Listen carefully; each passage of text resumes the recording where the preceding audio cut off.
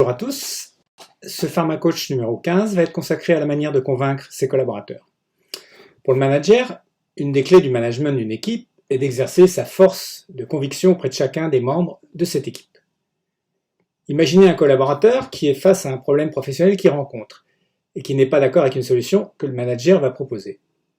Certes, le manager n'a pas toujours raison et il peut être convaincu par un collaborateur que son idée n'était pas bonne.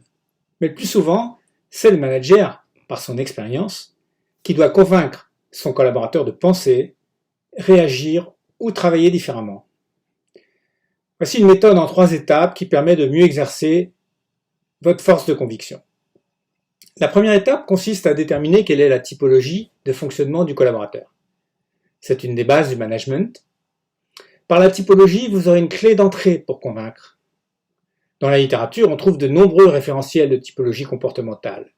Exemple, le routinier, l'affectif, la star, le carriériste, l'expert, etc.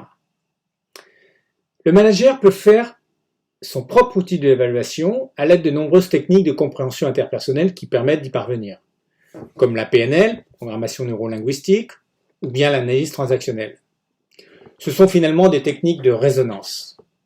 La résonance, c'est ce que le manager doit dire avec la manière, afin d'être en phase avec les mots que le collaborateur veut entendre. Un exemple, un collaborateur affectif, il faudra répondre par l'affectif, la proximité et le sentiment.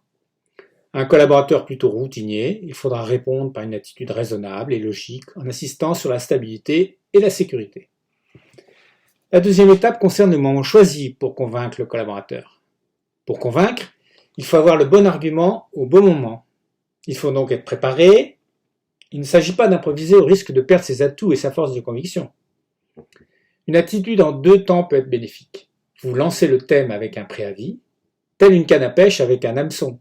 Par exemple, nous nous voyons demain pour évoquer ce point.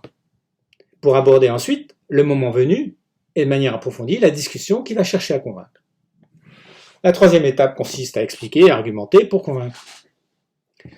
Vous allez d'abord accuser la réception du thème de travail sur lequel vous devez le convaincre. Ensuite, vous allez creuser cette différence de vision en posant une question, en demandant un exemple d'illustration.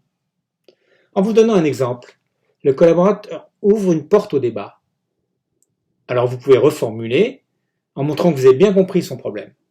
Dans le dernier temps, vous argumentez avec clarté et simplicité, vous vous appuyez sur des faits. Il est clair que cette attitude à convaincre est la même en miroir pour le collaborateur qui cherche à convaincre son patron. Il utilisera les mêmes techniques, ce qui donnera souvent des débats très riches et source d'innovation.